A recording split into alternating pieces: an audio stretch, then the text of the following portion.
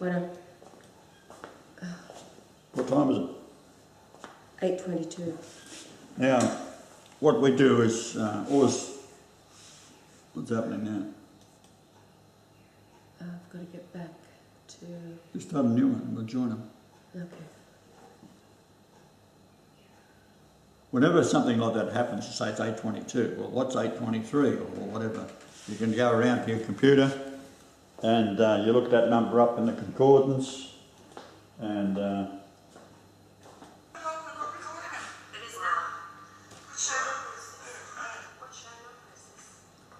That's the original. Okay, I think.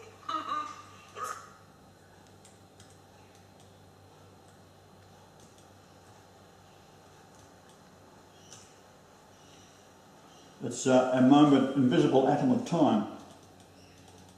That's what it means in the Greek concordance, right? 8:22, 8:23. And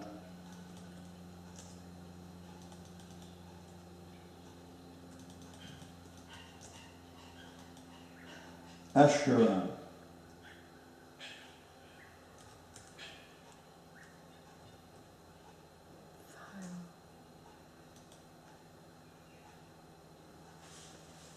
But you can also look at the star directly overhead. Don't start. I've got to save this first bit. Excuse me. Sorry. Let me point something Oh. out there. The camera's going. Okay, all right. Save this.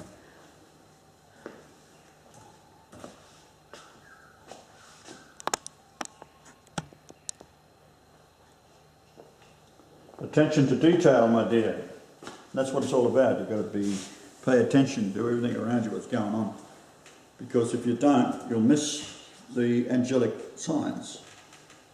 Now, often things would happen at, all out of the blue. Getting back to these bloody dogs.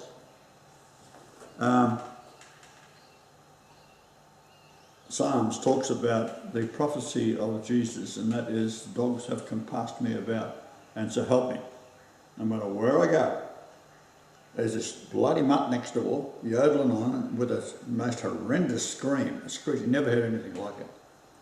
Like when we first heard it, we thought it was coming from bloody hundreds of metres away, didn't we? And it sounded human, like somebody was being sacrificed. It sounded like it was someone being sacrificed.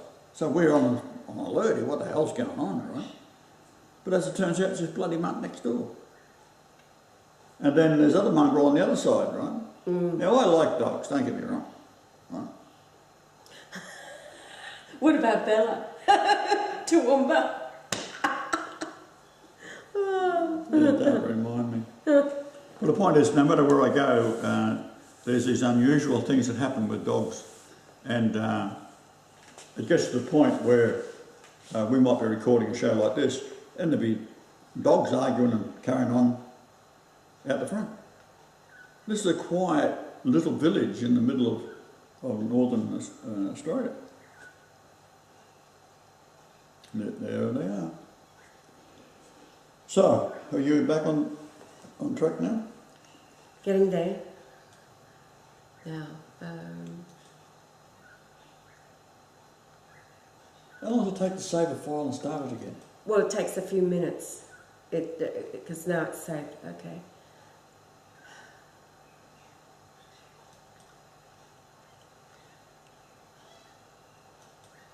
All right, we're talking about the...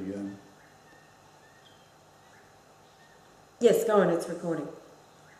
How come it's not showing up? Because... Well, it's not recording, what is it? There it is, it is. Oh, right. Okay, so, while these dogs are yodeling around in Italy, we end up buying a small... Now, that's a strange thing.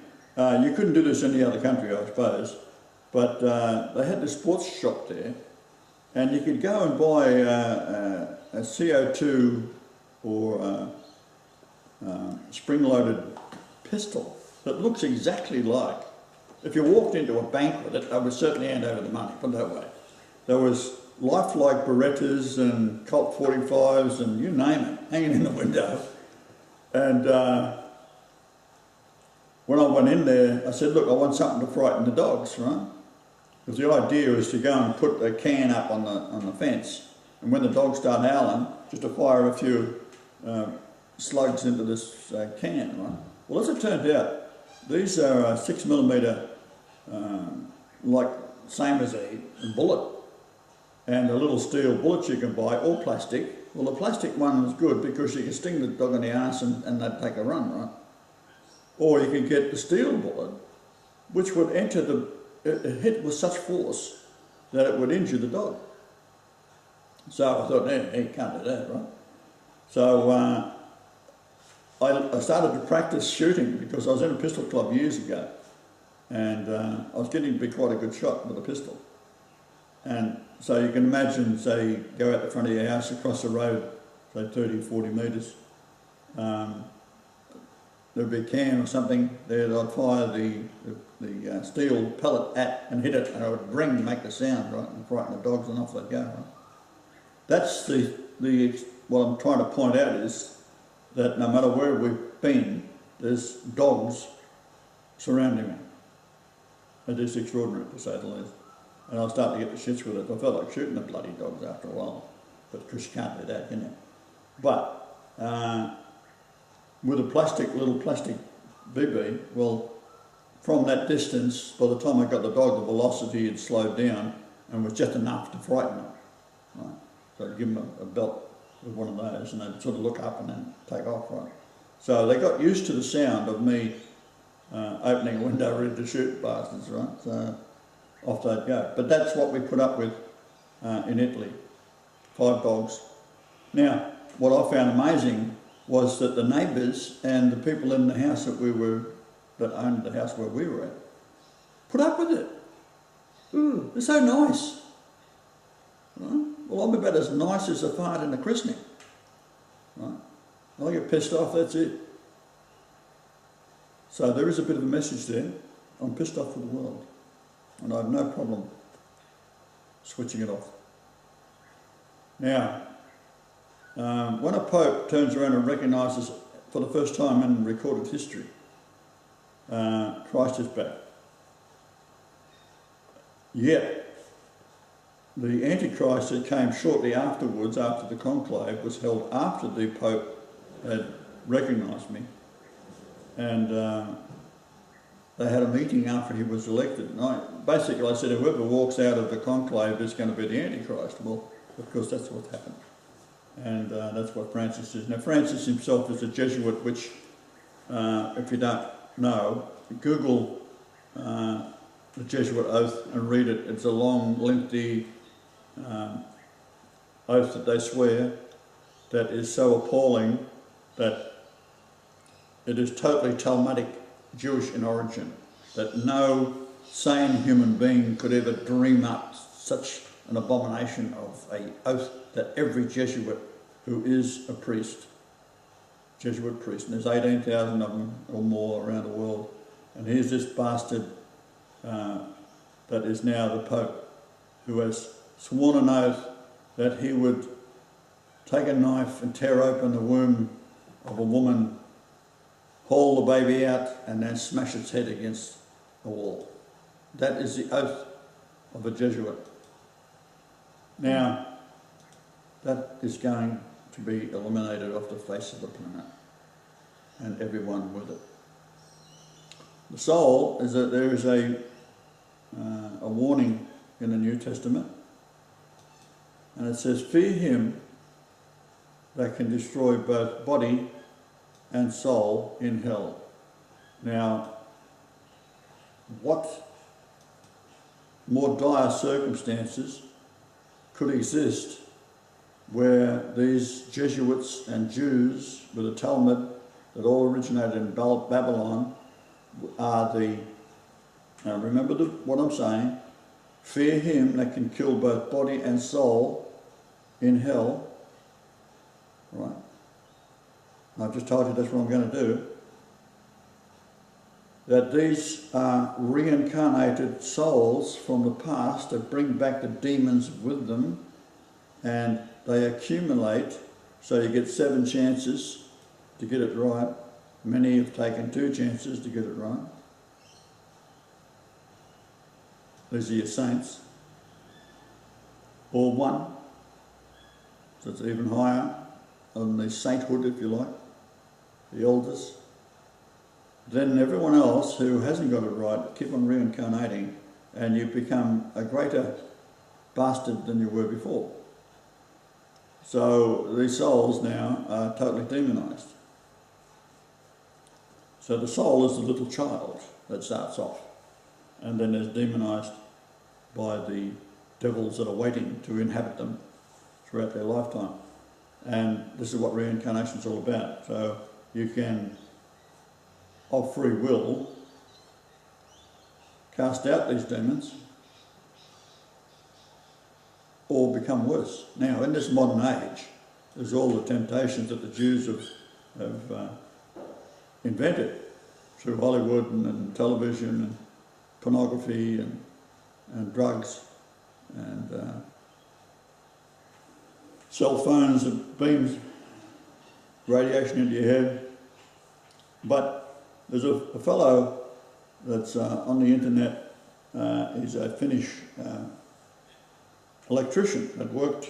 Now, electricians are particularly smart when it comes to the trades. The electricians are your smart people. And he was an electrician who worked in a nuclear reactor. And he noticed that over time, all of his buddies were coming down with cancers and dying, and very few reached, well, none, he said, reached retirement. So he decided to get out of it and become a advocate for banning nuclear energy. But he's a particularly smart fellow, and he was talking about Fukushima and how all of the nuclear plants that have been built around the world run at a loss. In other words, it's so expensive a operation, yet there is over 500 of them throughout the world. And Albert Einstein, on his deathbed, talked about nuclear facilities, and he said there's no alternative, but it will kill everybody.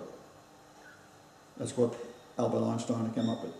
Now, remember, we talked about Albert Einstein before, and although he was taught the Bible and the Talmud, he went to a Catholic school as a child, and his parents were not particularly religious, right? Because they were smart, which evident by Albert Einstein. And he was enthralled by, at the age of 32, he got hold of a Bible and decided to read about Jesus, because he hadn't been taught in the Catholic school, though he went to school all his young education life in a Catholic school. He learned nothing about Jesus. That's got to tell you that the church, I did the same thing, because I went to a Catholic school for half my education. Well, I didn't have any education at all, except learning what homosexuality was all about. And he was enthralled by the Nazarene, the luminous figure. Now, that's what should be taught and will be taught in the world to come. But as I say, everything's preordained. I'm here to do what I've done and be recognised by a Pope, and that's one little shining light in my life that and the world of the young, to see that the old man has actually come to the earth to destroy and to save at the same time. So you got some letters there to read? Well, yes. Just pick one at random. Well, we'll read here. This is from Francis after.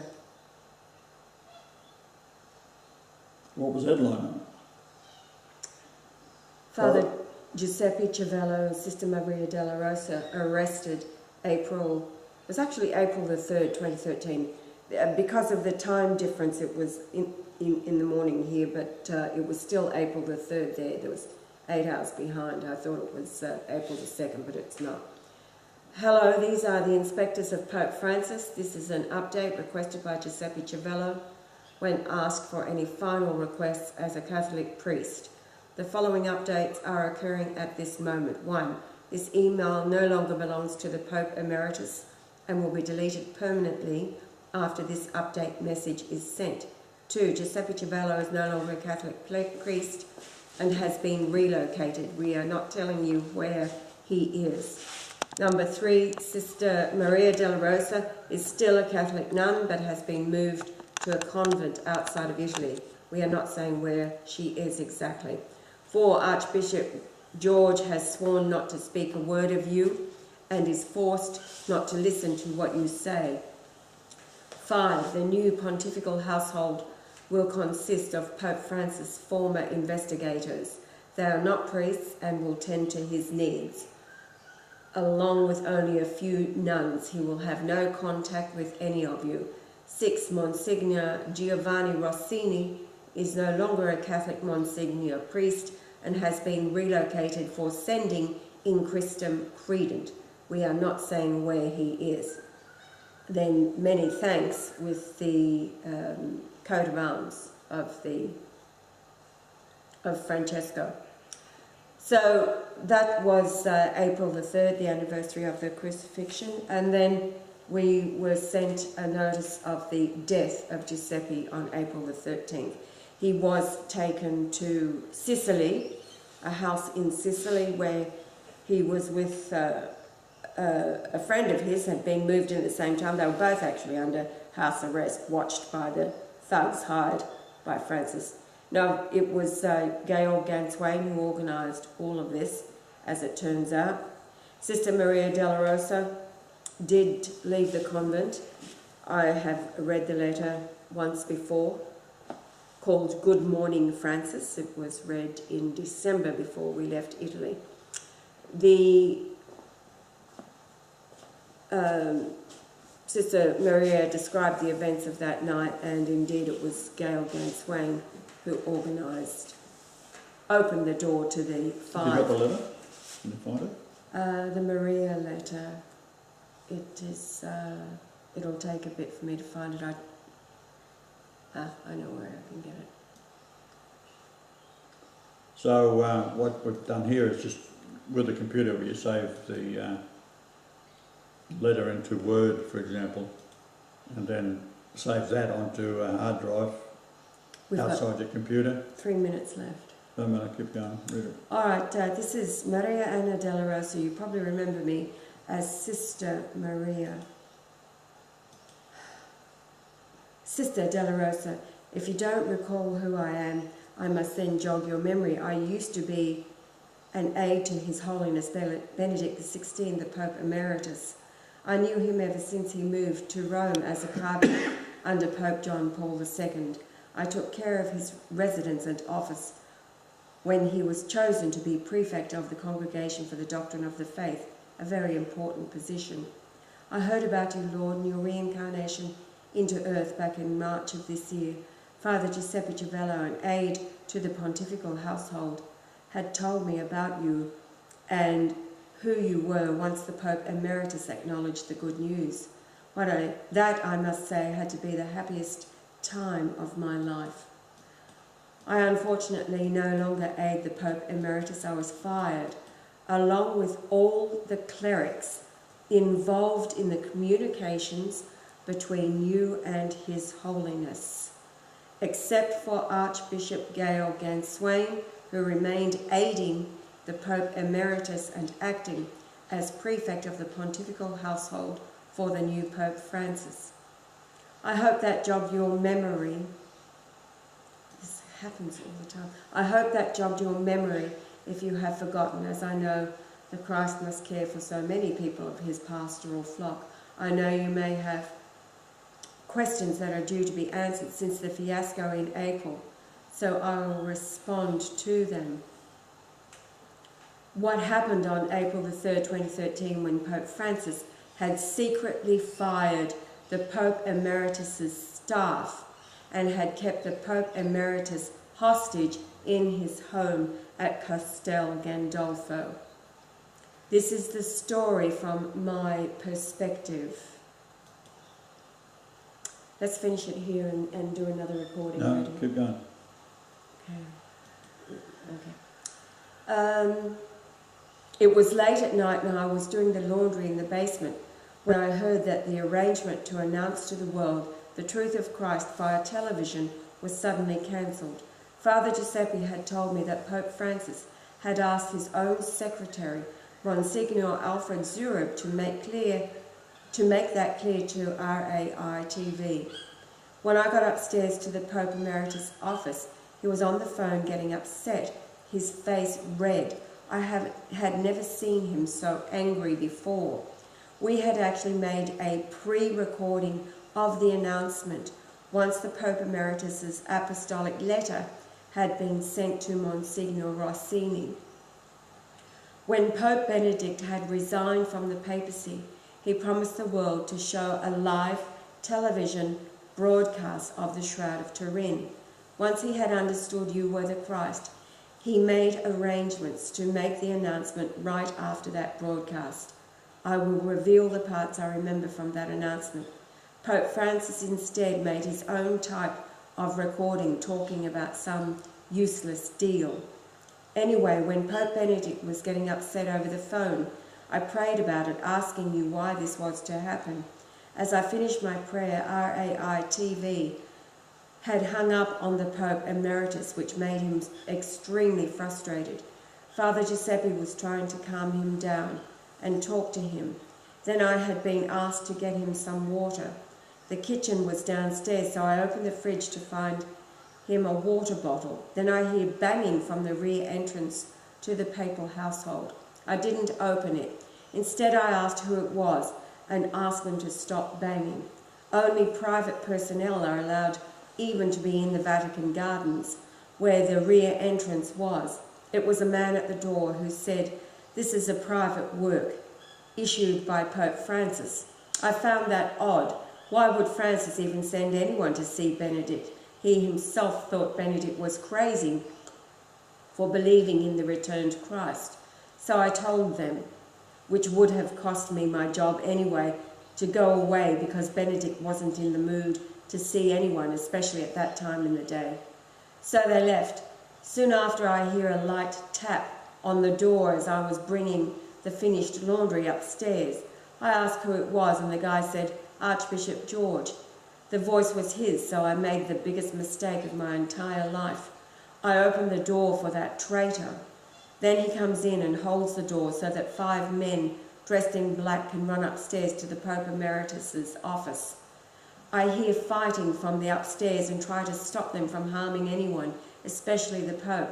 Archbishop George stops me from warning everyone upstairs that he is a traitor and whispered into my ear, "You're going to be Maltese now, sister." This indicated I was going to be transferred to Malta, which I will explain further in this letter. Then 2 carabinieri take me out in the back into a police car and drive me away to a heliport without even saying a last goodbye to the Pope Emeritus or Father Giuseppe, whom I never saw since that night. When we arrived at the Vatican, they dropped me off at the papal heliport, the same used to bring Pope Benedict to Castel Gandolfo when he resigned. If you look at the coverage of Benedict arriving in Castel Gandolfo, you will see a heliport with greenery that is not far from the Pope's residence. This took me to an area in Rome I was unfamiliar with. There was a small jet waiting for me there, and that took me to Valletta, Malta.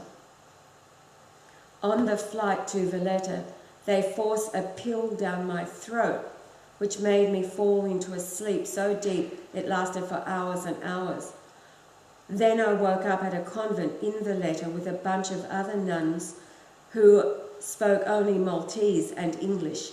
I never had a chance to speak my native language of Italian for a while.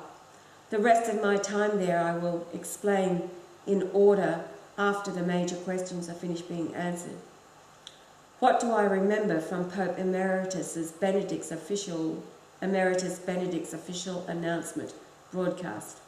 I just remember a bit. The announcement, of course, was chosen to be in Latin, the language of the Church, just as his resignation announcement was. The beginning was something like this: "Dear brothers and sisters," he went on saying how he met you, etc. "I announce to you a great joy. The Messiah, the King of Kings, Lord of Lords, Christ Jesus has returned since the 11th of January, taking the name of Brian Leonard Golightly Marshall. Worship him, love him. I remember he showed the image he received of your face and the Shroud of Turin. He then introduced his apostolic letter, and then the announcement ended with the Latin prayer he wrote for the universal church, reflecting you. I pray that prayer every hour I am awake. After the announcement, every video you uploaded on YouTube since you met the Pope Emeritus was scheduled to be broadcast as well. I wish it would have worked out. Instead of the media revealing the truth by the Pope's words, they cover it up by whatever means necessary. A continuation of the situation in Valletta. I lived in Valletta since the late evening of April the 3rd till early morning of June 15th, 2013. I continued my work as a nun living in a convent. As soon as I had fully understood what had happened to me, and as soon as I had come to terms with it, I decided I didn't want to be a nun anymore. I decided that I didn't want to live under the fake church of lies and falsehood which Pope Francis is starting to invent. I didn't want that. I wanted you, the true Christ, reincarnated. On June the 10th, I sent a letter to my new Mother Superior, a very nice lady who didn't know about the situation I was in, but understood people and their emotions. She accepted my letter, and I left the religious life 4 days later, leaving Malta a day after that. I moved to Mobile, Woodbury County, Iowa, in the USA. Nobody would ever suspect that I was there. Because Pope Francis is sexist, he probably thought that I wouldn't need any guards watching me because I'm a harmless, fat nun. Why would I need anyone to watch me? Think again, asshole. I lived there in Mobile from June 16th to October 20th, 2013. Now I had just recently moved into a bigger town of Sioux City. I lived in Mobile and prayed constantly there. I helped the poor and started a small organisation called Saved Under Brian Foundation. Our mission was to pray for Brian Marshall to save humanity and to save the church, and also to help lower the poverty rate in our area. The group was forced to end because we had no permit to collect money from people in order to help our cause, as I was told we were to have one by locals. So when I moved to Sioux City, I had access to a computer from my neighbour. I used it only to watch your videos on YouTube. I have learned all of what you have taught, and so I decided to handwrite this letter so that my neighbour could send it to you via her email address, because I don't know how to use email very well. Giuseppe Ciavello, dead or not, Monsignor Rossini. I have learnt about what happened to Giuseppe through your YouTube videos. Giuseppe, from what I recall, actually does have a friend named Raniero Calvo who lives in Pacino, Sicily. I don't think it was him sending you messages though. I'm not sure of what parts are real and what parts aren't from that story. I don't know if Giuseppe is still alive, even though I hope he is. Unfortunately, I might assume he's dead, given the situation he was in. Monsignor Rossini, I have never met before in my life. He was a friend of Giuseppe, not me. I have no idea where he is, but I'm curious to know why you, Christ, do not know where he is, with all due respect. The Pope Emeritus is alive. I know you will protect him always. So in conclusion, I wish all the best for you in your mission to save the world. I'm thinking of moving to a bigger city just in case Pope Francis is out searching for me. If you decide to read this publicly via YouTube, they probably will try to find me and kidnap me. but I always have faith in your immaculate protection and care. If you decide not to, I ask that you please tell your apostles that I love them and pray for them, and Mother Mary also. Lord Jesus, please know that I love you and I pray in your holy name always. Lord, I request one thing from you. As I taught the poor and the children in my area about you, they made a request to one day see this. Many other people also talked about this too. The most spectacular thing to see would be the Lord Jesus Christ celebrating Holy Mass. The Holy Mass of all time would be Leonard Golightly Marshall celebrating it. Would it be possible for you to celebrate Holy Mass filmed so it can go on the computer for all humanity to see? It would be so beautiful. I tear up just imagining it. Can you please make it possible? It would also be a symbol of hope and joy, a symbol of peace and love. It would be glorious. Leonard Golightly Marshall is God. Amen. With love, Maria Anna Della Rosa, Friday, October 25th, 2013. October 25th. Yes. That was the date my nephew was shot dead in 2002 when we had put together a cancer clinic in Melbourne. And I received a phone call from a senator's secretary from Canberra, the nation's capital. Asked me if I was Christ. I said yes. And he then said, if you don't stop doing what you're doing, those above us will kill you. And I said, well, I've been trying for a long time. I'm not worried about that. So that's just another phase of the demonstration that even the Australian government is totally corrupt. And no politician that was around at the time would not have known who I was, because I had written them a letter sent to them that was bounced back to 300 and some odd of the politicians throughout Australia. So I then arranged for it to be sent from Michigan City in Chicago, near Chicago, and my friends there sent it, and it got through to all of the politicians, because Asia, which is basically the Australian arm of the CIA, headed up by a Jew, of course, and had stopped all the communications that I was sending out. And indeed, all our communications are very, very suspect. YouTube comments and so forth never get through. And it managed to outsmart them by being sent from Michigan City in the US. Now that lady, Connie Becker, she's also disappeared. So we've had others disappear too once they found us. Kelly Merkel. Kelly Merkel was coming out to stay with us. Apparently her family's wealthy, and she had asked us how she could transfer the sale of the proceeds of a house to Australia, and we had discussed that with her, but told her to keep it, buy gold. Buy gold, something. But anyway, she ended up being taken away, committed into a mental asylum. She was there for a week, and then they cleared her, which means that they can't arrest her again. She got a message through to us that she was coming, and wanted to know where she could join us.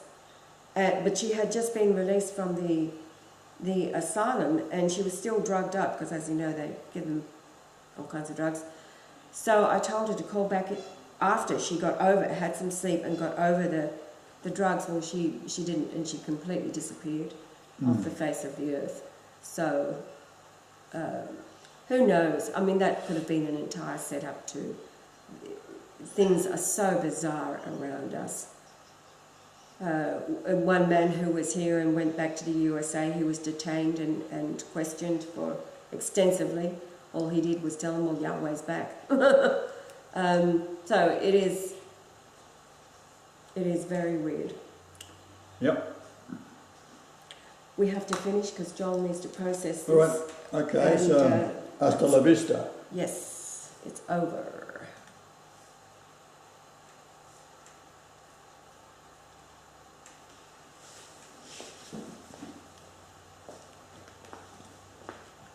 Just good.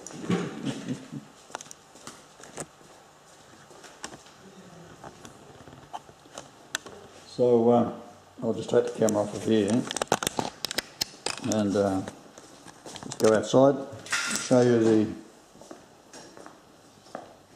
our little pooch who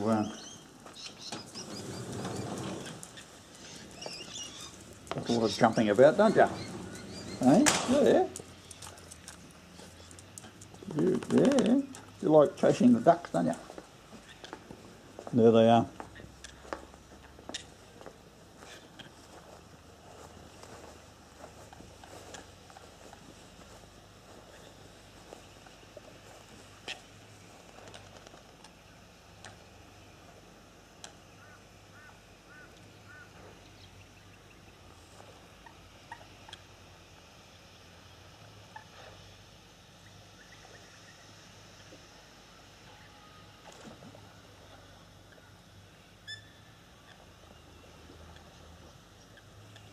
This is basically a developer, a golfer, I believe, sportsman, with lots of money, deep pockets, as they say. And he developed all this, and people bought Lakeshore and built lovely houses around here. It's very peaceful and quiet for the most part, except for the yappy dogs next door.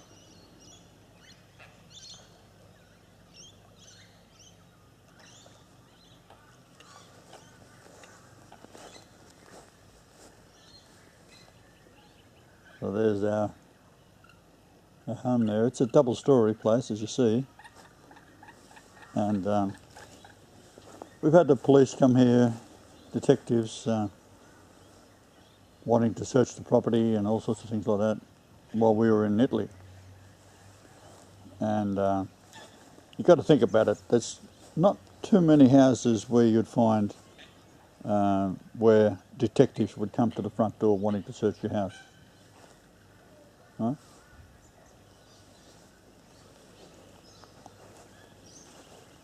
This is the kind of bizarre thing that happens now. The average person, those people living next door, any of those around there, none, zero, know who I am. Lovely people next door, lovely house.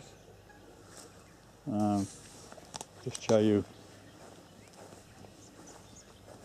the style of, oh there, that little hole there, we have a snake that pops up now and then. Deadly, but you leave them alone, they won't hurt you. And there's a lovely house next door. Lovely people. Very, very large house actually.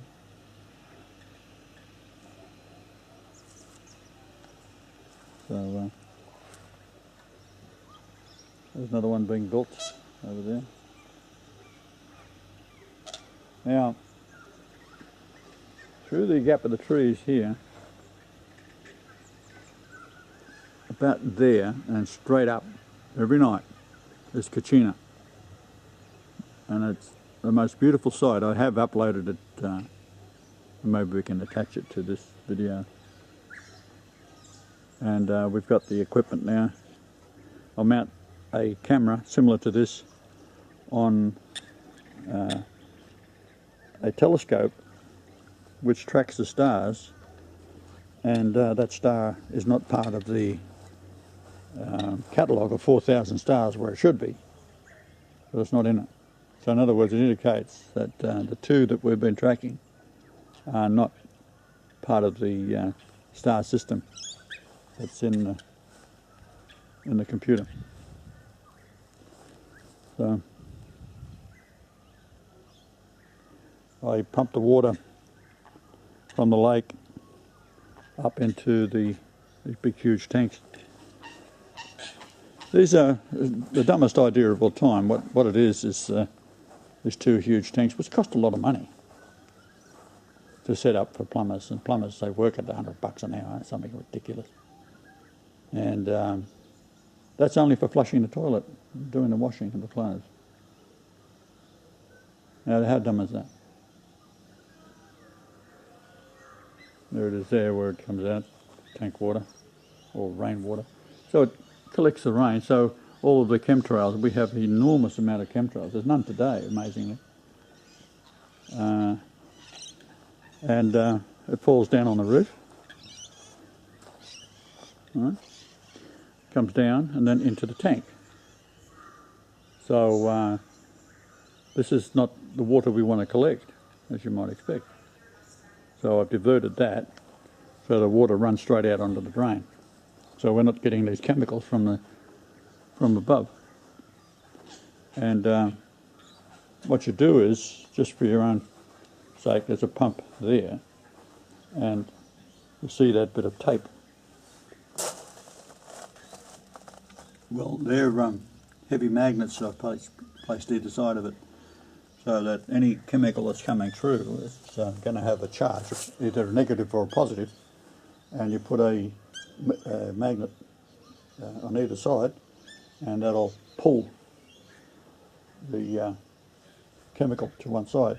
We also put them on the tanks themselves, and very heavy magnets, and that pulls all of the material so that it accumulates on the magnet as opposed to going into your system.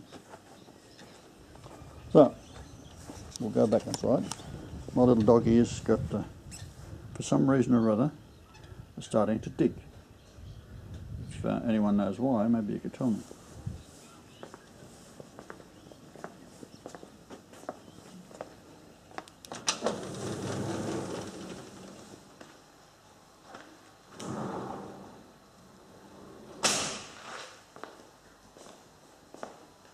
How you doing there, little sausage? I'm not sure. You're not sure? You're trying to join it up, are you? No. Did you screen capture it after all that?